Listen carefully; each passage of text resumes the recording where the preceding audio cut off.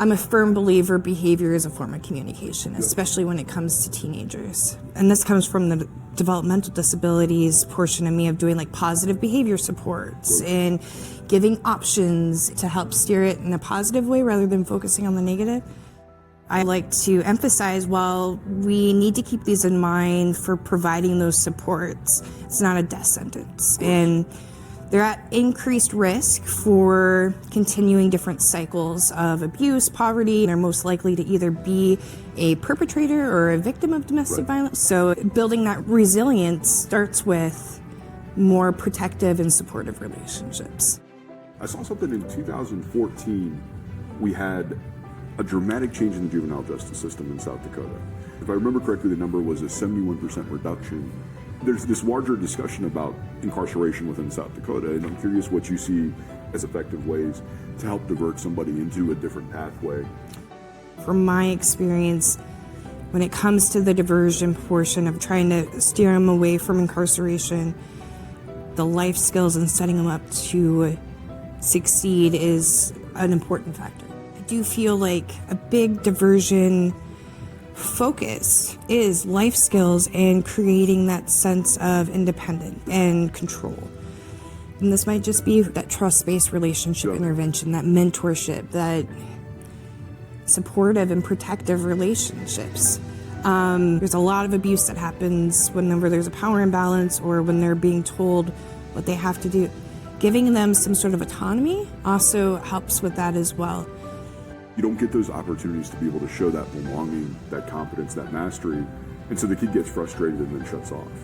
Having an outside adult that cares, it doesn't take that much when we look at it, but you can be in this very traumatic, catastrophically difficult environment, and if you have that adult that cares, you can have a completely different outcome.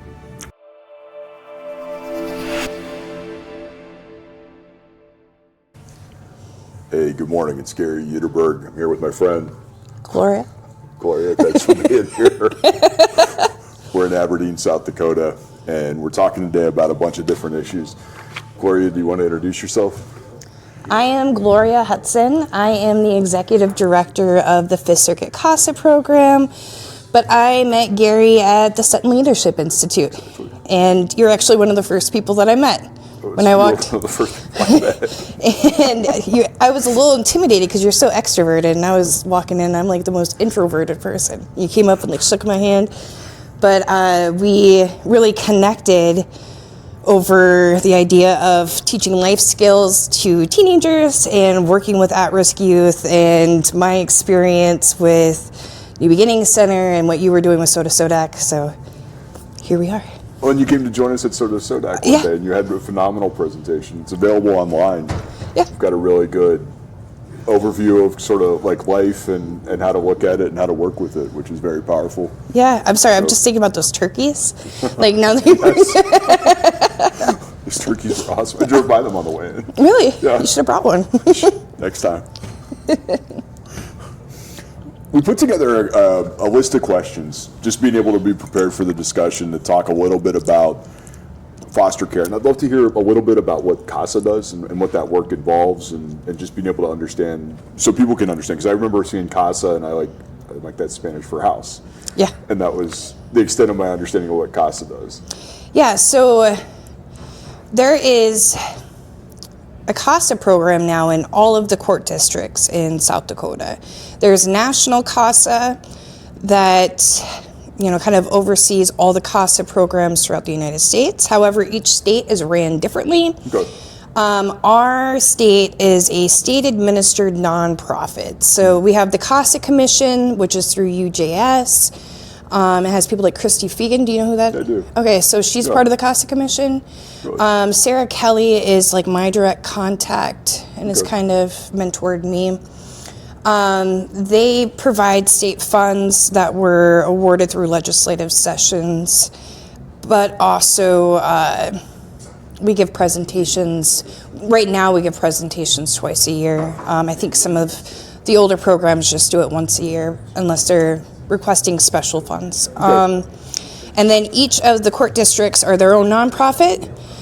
So they're not all the same. They all kind of operate independently, but with some some guidance from the CASA Commission and National CASA having standards there.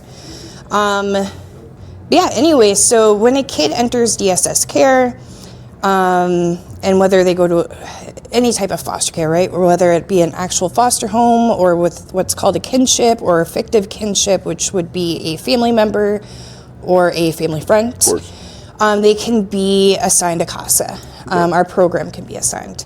And essentially, we are specifically appointed to that child. Okay. We provide resources and any other guidance to the family if we find it helpful, but out of everything, the child is our main focus because that's kind of our thing. We do, work with DSS a little bit, but again, DSS is a separate entity. Yep. We're called the child's voice in the courtroom. We're also known as sometimes the eyes and the ears of the court. We're kind of that outside viewpoint.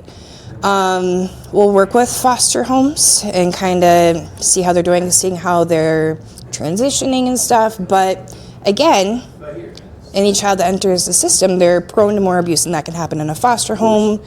Stuff can happen with DSS. So again, we're that outside person that's specifically for that child. And then, the whole point of a CASA too is that same volunteer will stay either with the child or the group of siblings through their entire time in DSS care. And that's us. I've taken on some that are way different. I love working with at-risk youth. I love working with teenagers that are in residential programs. So I've also taken on cases where they've been in the system for a few years, rights have been terminated, and with one of our cases, they're in an out-of-state residential program, and their CASA sends them cards. That's the first time I've ever received any sort of card in the mail. Huh.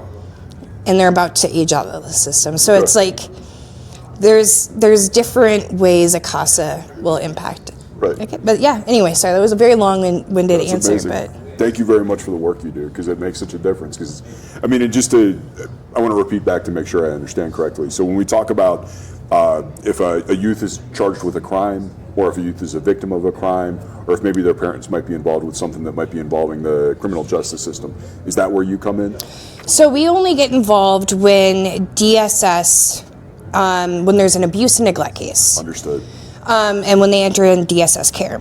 Where we intersect with the juvenile justice program is a high percentage of kids in DSS care at some point will also have juvenile justice involvement as well. Understood.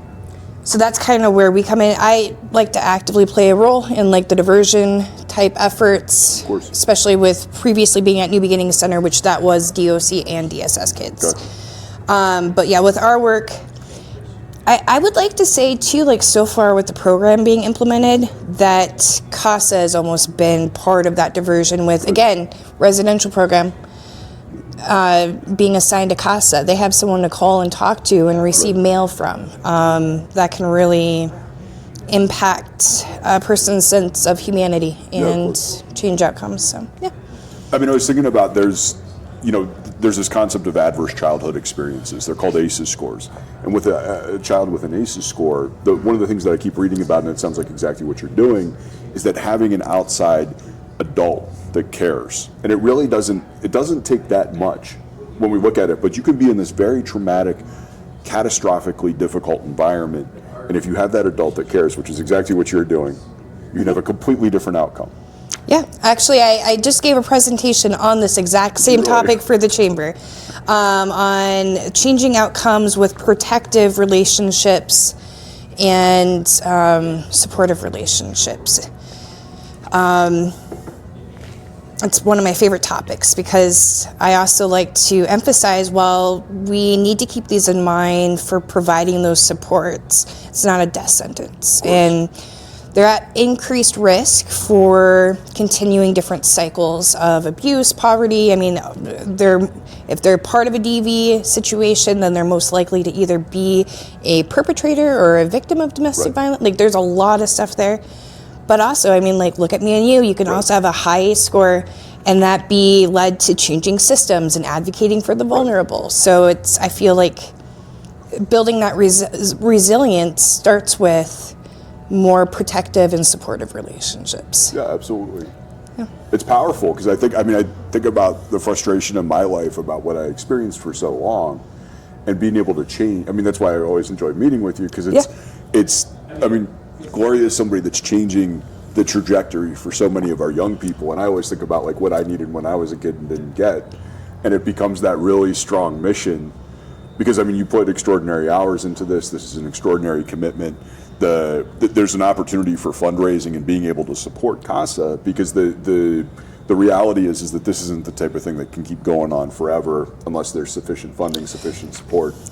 If only I could just fund it just off pure willpower and persistence, like I would never have to worry about $1. But yes, unfortunately, money is a necessity. Well, you have a family. I mean, Nancy, and it's that importance of like having your family, and you know, it's helping others, and it's also taking care of ourselves. Which I forgot to tell you, Nancy has now started telling people that she is the second in line for director of CASA. That's really She's good. so involved with CASA stuff and all the fundraising things. She's right there in the picture, and so now she thinks she's like it's like a monarchy or something where it's like you move. I would think about it as being the cycle breaker. You know, like you're the cycle breaker. You know, you're caught up in this cycle, and there's challenges, whatever it is, and you're the one that sets the tone and decides the new direction. It's a good legacy. Yeah, it is. That's really good. I can't say it's just me, right? But it's like there has to be that driving force to kind of direct the energy to go the right way and to help facilitate those conversations. Kind of like what you're doing right now, facilitating conversations. So, I mean, tell us, like, people from the outside, what's the most satisfying part of the work? Like, what do you see where you're like, man, I came to work today, this was worth it? What are the outcomes that we're looking at with CASA? Oh my God, like I don't know if I can just put it on one, right? Because it's like from my viewpoint, it comes from a volunteer standpoint and for the kids, right? Like with the kids, you're seeing some of those outcomes of even having that person to just talk about life with. Of course. And it changing, just seeing somebody have someone, because again, like when I was a kid, that would have been nice to have. And so seeing someone, being able to do that for someone else, that's very satisfying. Seeing their course kind of change a little bit is also super satisfying. But then also like watching my volunteer, I shouldn't say mine, but like the CASA volunteers grow and expand and like trying to mentor them the best way that I can. And I'm a big person of like, you got to invite people to your table. Yeah, of course. And not everybody realizes that they have certain qualities. So it's like, I really, really, really enjoy like pouring myself into the volunteers because again, that has like a trickling effect and seeing them become more confident and them learn new things, even whether it's about A&N stuff or like cultural stuff, bringing in stuff about like Native American culture and seeing them get enjoyment of that, like all of that. I also like, from my viewpoint too, watching the board watch it grow and be able to be part of it. That's satisfying to me as well. So I can't pick one. There's a lot. Awesome. It's good. That's the power of service work. I think there's just a value, and it's a joy to be around because you just see the stories and you see how it multiplies and multiplies and multiplies. Because it seems like a small thing sometimes, but when you look at a child, a youth under 18, you know, if they get caught up in these challenging things, it's so difficult to be able to get somebody out of it when they're 35, 45, whatever it is. Yeah, absolutely. One other thing I just thought of too is seeing some of the outcomes. I think we were just having a discussion, right, about how sometimes like the court system can be a little weaponized and there's certain profit, stuff that kind of leads certain things.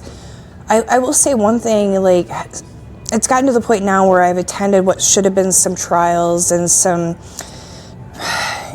dispositionary hearings and rights being terminated, all that. Like, I've also watched sometimes the CASA report is beneficial to the defense's side of like, look at this positive stuff we're doing, or like bringing like more human value, like into like the situation, both the parents and the kids, depending on the situation, right?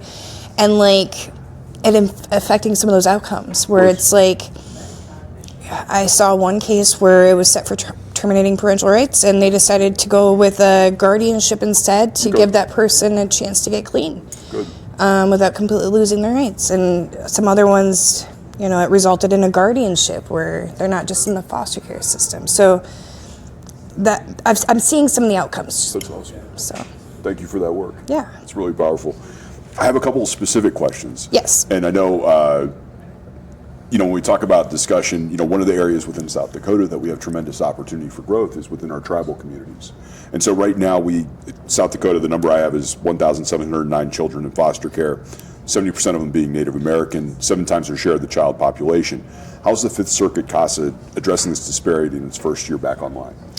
I'm constantly preaching about how there's an overrepresentation of Native American children in the system. Of course. And there's a lot of generational cycles that have originated from stuff a long time ago, right? Yep. I'm volunteer based, so it's kind of it's difficult sometimes because it's like I want there to be representation in the volunteers, Right.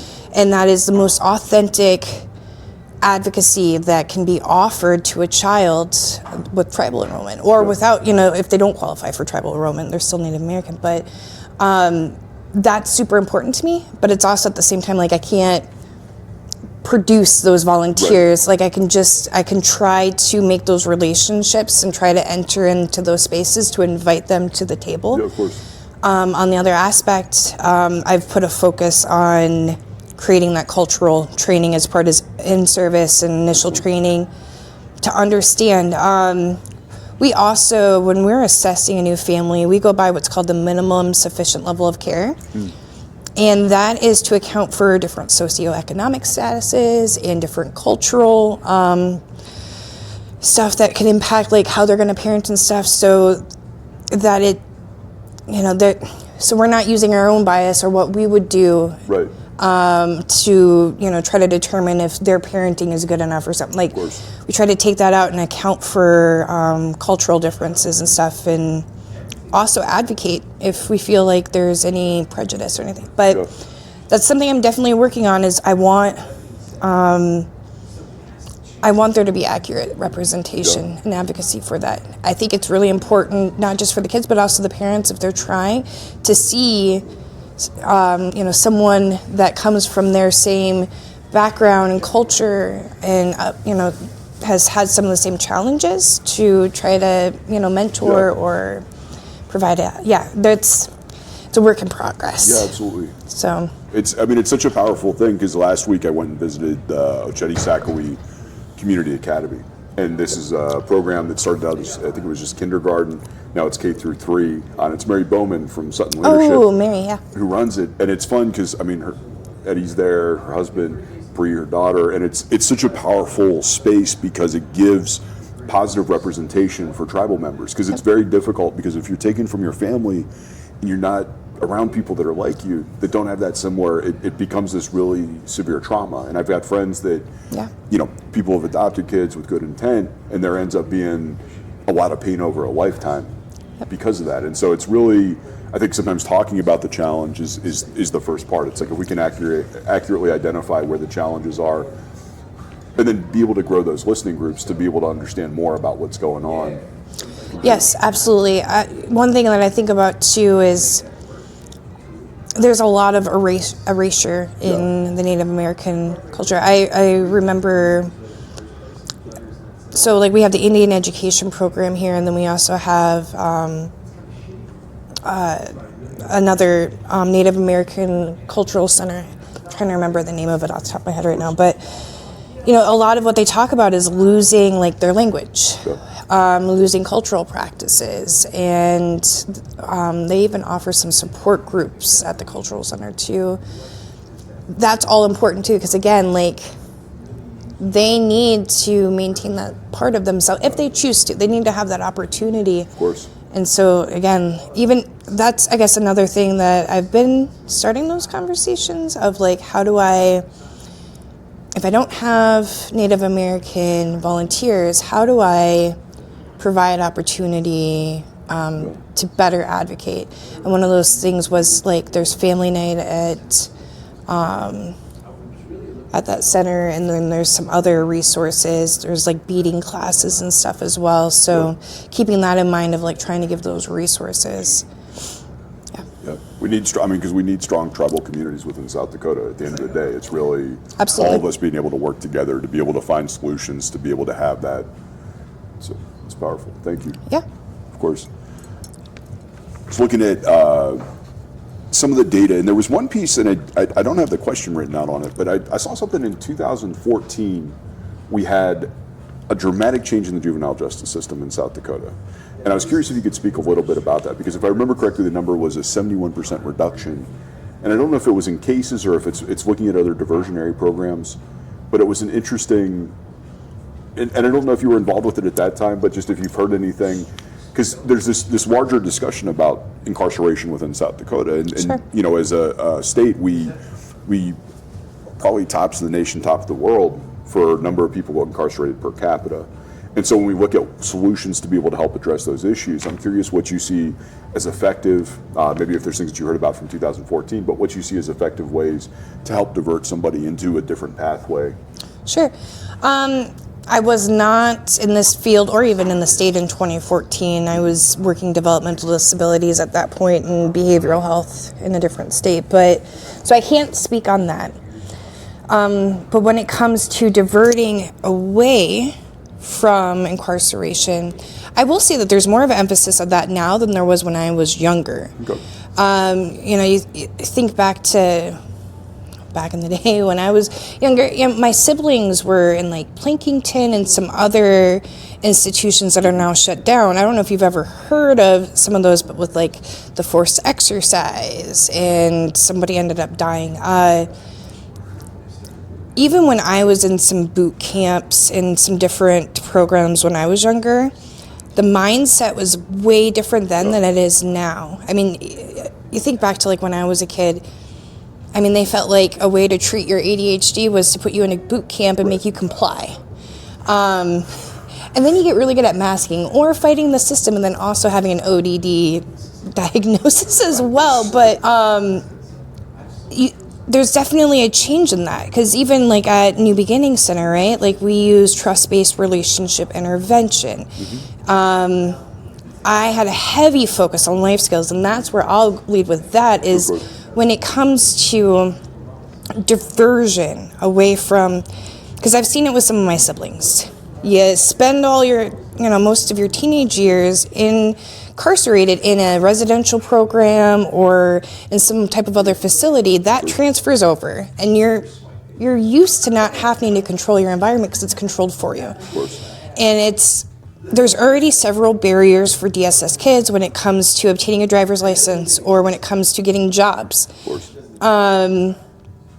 So the system kind of works against it. I don't know when the CRP program was created here in South Dakota. That's the community resource person. They provide independent living services for 16 and older for DSS kids. Sure. I don't know when that was created. I don't recall it ever hearing about it when I was younger. But I do feel like a big diversion focus is life skills and creating that sense of independence and control. And less authoritarian type mindset, and this might just be, again, from my purview, and more of a, like that trust-based relationship intervention, that mentorship, that, again, supportive and protective relationships. I also feel like when it comes to talking about those independent living, skills, it's not just let's ship them off into the Army. Not that you can really do that anymore, but that used to be a mindset like a long time ago, right? It's about like having them have some choice in what happens to them, and I feel like that's also too, you got to take into consideration the power imbalance. Yeah. There's a lot of abuse that happens whenever there's a power imbalance or when they're being told what they have to do. Giving them some sort of autonomy also helps with that as well. I feel like there's a whole discussion that can be had on that one specific thing, but from my experience, when it comes to the diversion portion of trying to steer them away from institution or from incarceration, I feel like the life skills and setting them up to succeed is an important factor. Yeah, of course. I've noticed within sort of SODAC so often, like we'll have kids that they come into the program, and there's always this uncertainty. It's like, okay, like where do I fit? And giving those opportunities to demonstrate competence and belonging are the two parts where, like, on a consistent basis, like I was out a week ago, we were cleaning the church, and there were young people that probably like 10 years old, and we were cleaning the balcony. We got new pews in the balcony, and we're sitting there, and the pews aren't attached to it. And I asked the young man, I said, "Do you know how to use a hammer?" And it's so fun because they light up. The kids light up so much. But I think in sometimes, especially in those abuse situations, or whether you have parents that are depleted in some way, if it's addiction, mental health, whatever it is, you don't get those opportunities to be able to show that belonging, that competence, that mastery. And so the kid gets frustrated and then shuts off. Yeah. But it was great because I showed the kid how to use, he knew how to use a hammer. And then I basically just gave him permission of, like, it was clear that he knew what he was doing. Yeah. And he hammered all it. And like I didn't have to. So there was that part too. There was other stuff I could focus on. But we had the same thing with the vacuuming. There were new pews that had been in a church that was abandoned. And we've got, probably 9 or 10-year-old girl vacuuming this stuff. And it's like we create this team where it's like everybody has a job that they're responsible for. Yeah. Do you have, like, with the CASA kids, how do you delegate that authority to them? How do you help them with those choices? That was a lot easier for me at New Beginnings when it was a residential program. It's completely different with CASA, especially since, I'm not, like, right now I'm the interim CASA in some cases, but I'm not necessarily interacting one-on-one with the kids right now. I'm assisting the volunteers on doing that. Sure.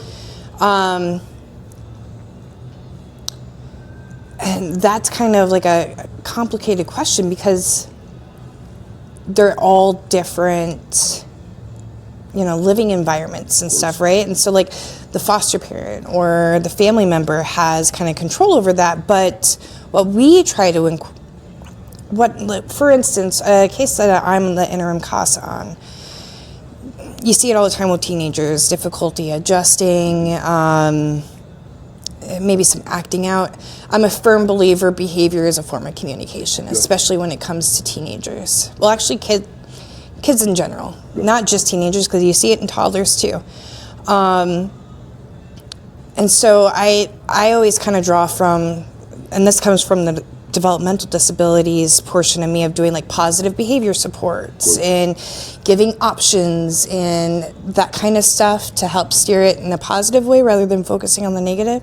And I have some CASAs that come from the same background where they can help foster homes, especially with kids that are having difficult behaviors and learning how to kind of help them with that. I'm trying to think of some other ones as well. We try to provide some resources for, like, the teenagers that are working age, trying to provide those referrals. And sometimes I'll even just call them up and be like, hey, like, what is it that you're interested in? Because, like, I can help you kind of create those goals. That's something I did at New Beginnings Center. I created a whole new independent living program where I created, like, 3 goals that you could focus on that would have measurable progress, that would be within a defined time period, and, like, clear and measurable. And help them kind of figure that out, because again, it's giving that control over a situation. But that's kind of the extent with CASA because of not having, like, that controlled environment and working with a group currently. That makes a lot of sense. I will say, though, when I have kids volunteer for, like, the Easter program, or working with, like, the Girl Scouts, do a lot of that too, where it's like, I like to get down and do it with them, though. That's kind of my leadership style, is like, I don't know, like, I like to do this stuff too, right, with them, and then maybe ease myself out after then they're, but yeah. I think your leadership style, because we've talked, it's coming up on a year that I've known you, but it seems like it's very much leading from the middle. It's like having the lived experience, having the training, the understanding, and then being able to delegate execute and then really be able to expand based on that. Yep. So it's beautiful. I think we've had this discussion before. I never intended on being a leader. You know, there's some people that, like, that's what they want for their career, right? Like, it's cutthroat and, like, they're in competition to climb the ladder. And I was just kind of like, we've discussed this, whereas, like, when I was at LSS, and I even told this to the CEO of LSS, I was like, no offense, but, like, one thing because, like, one of the kids brought it up, I'm like, one thing I always say is, like, I don't care what the CEO thinks of me. I care about what the maintenance guy and the cook thinks of me. Right. I'd say that's the most important.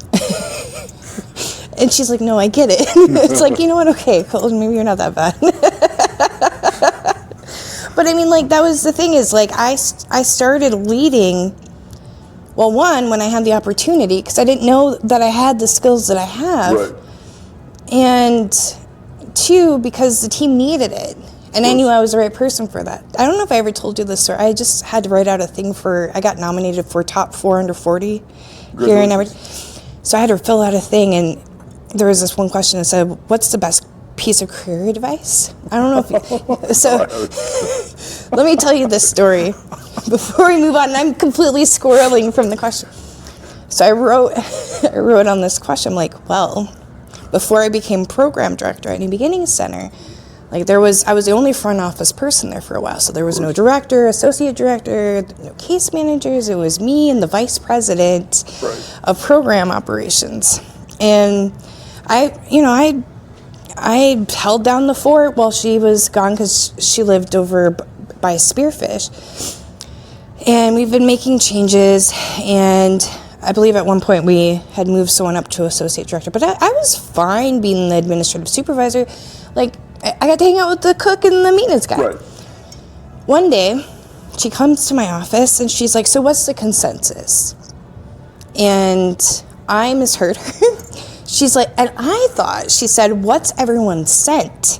So I went and she let me go on this 5-minute rant about, like, what everyone's scent preference was, what they smell like.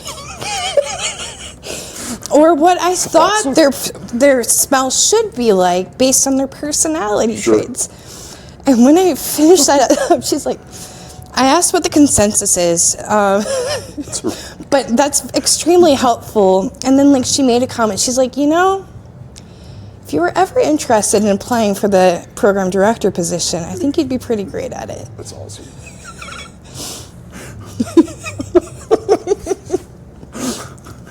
I think that's part of the joy of neurodivergence is it's like everybody has this worldview where they love to go, like, you know, it's like they want to be liked by the CEO. Yeah. That's the goal. It's like, oh, if this person likes me, I mean, I've been in a lot of organizations. Yeah. And on a consistent basis you get the people that are just, like, committed to the idea of, like, I have to make the top person like me. Yeah. And they don't care about anybody else. And I was talking last week with a tribal, a guy who does a lot of tribal work he's a tribal member in Lower Brule, and he was talking about how it's like the most important people for those kids, bus drivers, custodians. Yes. And I remember in high school, the custodian probably had more impact on me than any teacher, because at one point we were running stairs. We had a 3-story school, mm-hmm. and I was in wrestling, and we were running stairs, and I was at the top of the stairs, and I got halfway up the top flight, and I was turned around to go back because I was one of the slower guys. He's like, don't even, and it was, and I don't remember the gentleman's name, but, like, I got to tell you, like, that, he cared. Yeah. And that's I think so often the opportunity is that when we have people that care, that on a consistent basis are demonstrating it, living it, doing what Gloria does, it makes such a difference in our world, because it's not, I think when you're focused on that CEO thing, or the executive director thing, you lose sight. And then everybody else is just a functionary as opposed to being like a critical member of the team. I remember the maintenance guy being out at New Beginnings Center, and one of the kids coming back over to the school side of the building and seeing me cleaning toilets in the staff bathroom. And I'm like, what are you doing? It's like, I'm like, take this as some life advice. I'm not above cleaning a toilet. Right. I'm not above anyone, and I'm not below anyone. Correct. And I feel like, yeah, that's the type of stuff that matters, is that lived, like, they need to see, kids need to see that realness of that. And yeah. And also I think it's a good lesson too for them of like not putting anyone on a pedestal either, right? Like, yeah. It's an amazing thing. Do you have some questions for me? Oh, I have a whole surprise for you. So do you want to go through any more of that before I pull it out? Because we can have these discussions if there's any others that you want to. Okay, I've got one last one. Okay. This one I think is good because only 3% of aged out foster youth ever earn a college degree, and half have zero earnings within 4 years. What if we built vocational training pathways as a standard part of the CASA advocacy model? I would love to have, so actually Rapid City's CASA, actually they're the only one that receives national CASA funds, and it's for a program that they're doing for teenagers of like that independent living stuff. Yep. After I get established, I wouldn't mind looking towards that way when I'm able to get some staff under my belt and kind of expand, because that's super important. Actually, too, have you ever heard of Cornerstone Education? Not off the top of my head. So they're here in town, and there's some other locations here in South Dakota as well. I used to bring them into New Beginnings Center, but obviously that's closed down now. But they had different funding about that. So anyway, Cornerstones, they provide GED testing. Okay. And they kind of do that tutoring beforehand, like that prep. Before, and Jeremy Storley would be the guy to explain all of what they do. Because they also do some stuff for, like learning English. Jeremy could explain it a little bit better, but they used to receive this funding for teaching life skills, and that I used to bring that in. They lost that funding, but they would, what was the name of the program? Because I brought it a bunch of times. Because Department of Labor used to do it, and then they got cut for the funding, and then Cornerstones picked it up. And it's like, it's teaching like the soft skills and like how to make a resume, how to do an interview, and all that kind of stuff. And then, you can get like a certificate, which for DSS kids, they also would get money in their starter kit from completing stuff like that as well. So anyway, that's, again, a long-winded answer of, like, I think that would be great. I think having some sort of partnership, too, with, like, the GED testing center and, like, those type of, like, family-first classes that they used to be able to offer, and then having those pathways.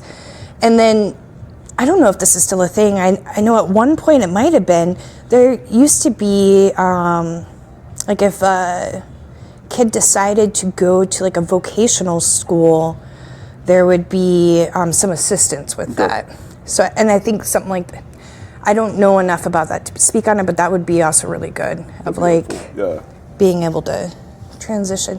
One thing too, while we're on this topic before we get, when I was at Rapid City CASA, another barrier I see is with Job Corps.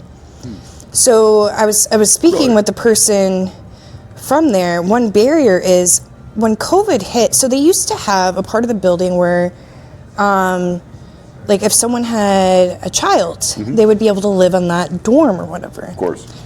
And now, so when COVID hit, they turned that they stopped allowing that, and they turned that into their quarantine, and it's never went back. Really? So you have to, they have words for it, right? Of like temporary placement, like with their family members.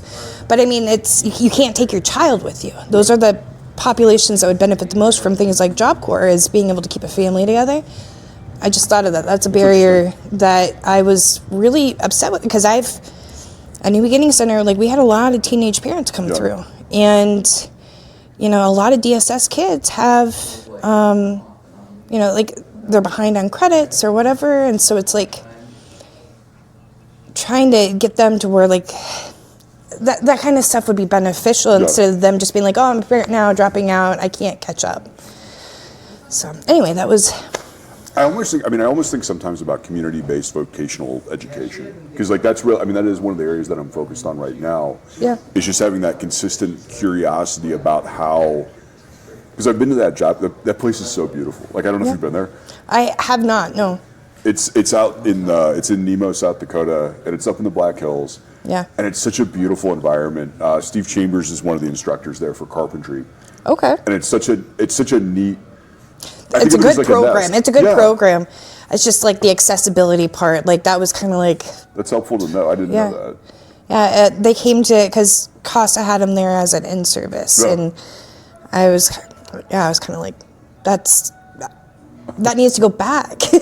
Absolutely. So anyway, what I have for you. This will be fun. This isn't ominous at all. So you like to hit those questions. I got a gift that will go with you. Oh my goodness. For when you leave, to create vulnerable oh my goodness. Conversations. This is one of my favorite games. You could take this on the road with you. So it's called We're Not Really Strangers. Okay, thank you. And so we will do a card each from each of the levels. Fantastic. Okay, can you help me actually? Yeah, of course.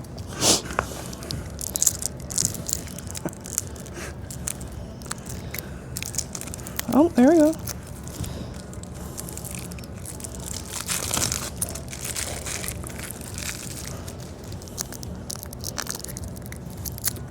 Okay, can you help me with that one too? Yeah, of course. So level 1 is perception, level 2 is connection, and level 3 is reflection. That's awesome. There's some pencils in here and a little notepad, because at the end you're supposed to write a note to each other. Okay. You do this with strangers, actually. That's wild. I'm going to take out the activity cards, just because those might take a little bit longer to do. This will be fun with the Soda kids. Absolutely. I used to do this with some of the NBC kids. Yep.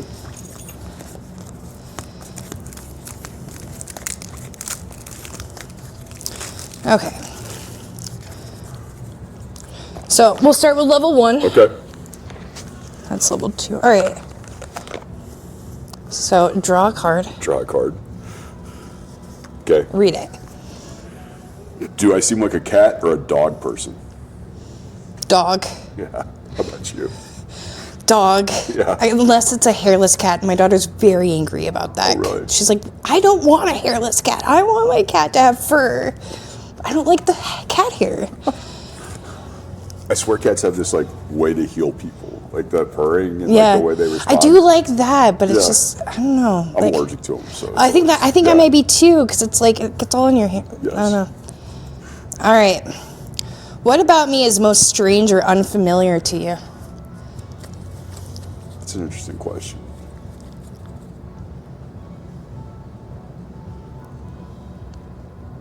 I think a lot of it's how. I really like how you think, but it's like a very different. Like I work with a lot of different communities, and so there's like these different ways of interacting and thinking, and it's really cool because it's such a different mindset. And I'm struggling how to like exactly explain it, but it's you have this capacity to work in very chaotic environments. Oh, I love it. What? And I mean, but it's so unique. Because it's so different from, and as somebody with a very high chaos tolerance as well, there's this appreciation of, I think the thing I usually say is like, you could probably throw me out of an airplane, and I'm without a parachute, and I'm not going to be happy, but I'll find a way. Yeah. It won't be pretty, but I will find a way, and it's fun being with a fellow traveler on that. Yeah. But how you talk about the work at New Beginnings Center, about how you would have this cohort of kids, where these are the kids that have the biggest challenges. These are the youth most at risk. Yeah. And you're able to guide and sort of, it's just a really cool. I love that. Sometimes I miss the chaos. Yeah. Maybe sometimes it's like I try to create like mini chaoses because it's like, wow, I'm kind of bored without like that chaos, but you can never recreate it because it's like, those are my people. Right. I'm going to have you draw one more from the one because I feel like the dog cat was just it was too easy of a question. What is my body language telling you right now? You're comfortable. You seem comfortable. I am. And you're very open. And like we're having good discussion. And we've had this discussion before, because you were the guy that, like, when I had a lot of stuff going on this last summer, like, you're the guy that I call that I'm like, what does this mean spiritually? What is the universe trying to say? Like, what is the big life? Like, you're the person I can call about those types of conversations. And so I feel like right now, this is like the vibe is like bigger picture, outside of the box thinking.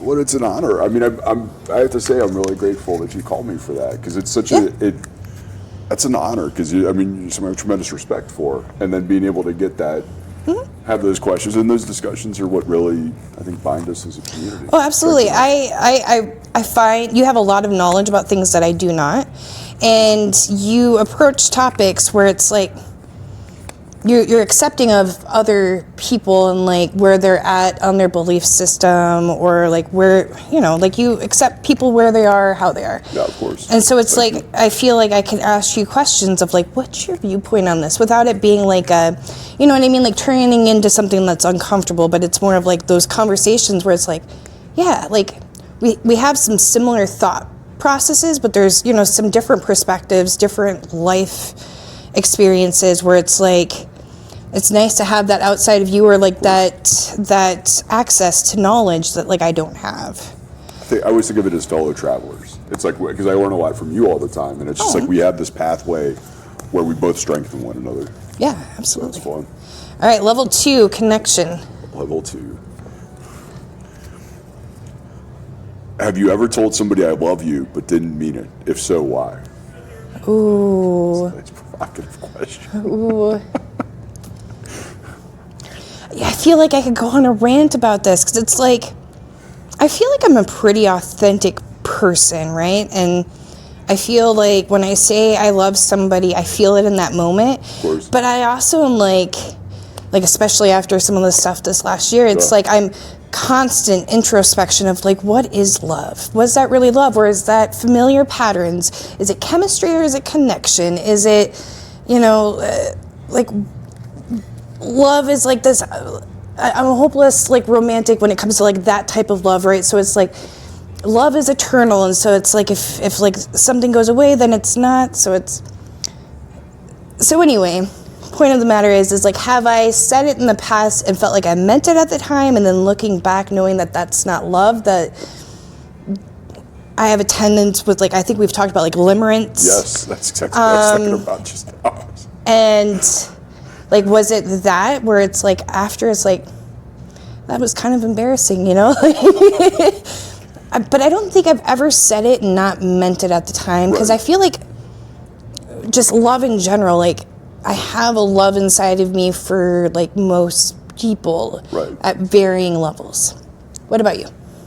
I think, I mean, the limerence was what I was thinking about first. I mean, there's obviously been times where I've been in a limerence pattern. Yeah. I identified within organizations. I have a tendency to look at organizations through a limerence lens. Yeah.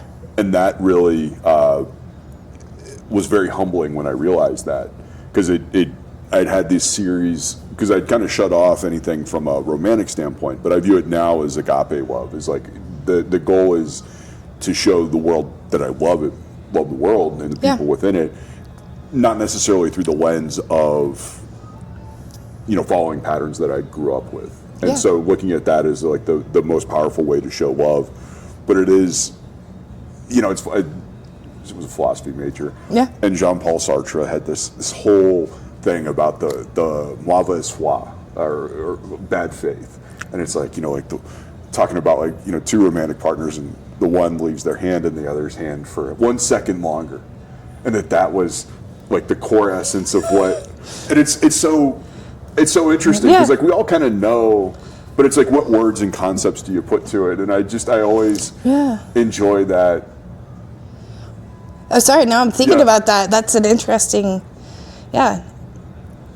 there's, well, and also too, it's like, even when you don't like, well, that's a whole different topic of like growing up and being told, I don't like you, but I love you because I have to. So then it's like, that gives you a different perspective on love as is. But then, and now I'm spiraling, going down a rabbit hole. But then also too, it's like, even if there's people that it's like, you don't necessarily agree with, or like you know, you get a bad vibe from them, you still want to show that love because like that's what wins, right? And so like you give that grace and you give, even if that's not like it's like not the same as like me telling a friend that I love them or a partner or my children, but it's like a different kind of love. But like sometimes that one is a little harder to give. Yeah. And that one is a little bit more risky. Yeah. So, I don't know. Anyway. Powerful questions. This is awesome. I will ask it. All right. What is a compliment you wish you received more frequently? That I'm not. So, okay. As what time? Okay, we're good for time. Okay. And I know that you're going to be able to relate to this. I've never fit in ever in my life, and I'm never at like the same level as everyone else. And it's like I never know how something's going to land, or if like, you know, if I'm like doing too much or doing too little, or like was that weird of me to say? And then I think about it at like 3 a.m. is like, I wonder what they thought of that. Like what, like was it as weird as now I'm thinking about it, and like.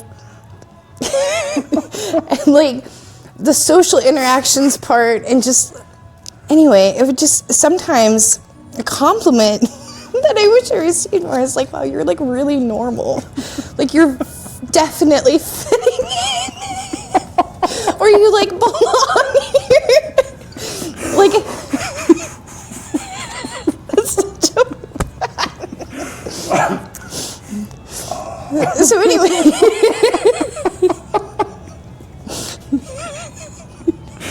Fitting in. Thank you, Gary. Really Thank you. What's the compliment what you wish you got more? Oh, you're also really normal. And you fit in right here. Thank you. You're welcome. You're like very normal to me. Same. Good. The one that would make the most difference is for me to fully accept who I am. Okay. And it's that piece where it's like I do a really good job of it, but it is that outside inside question at times where it's difficult because there's,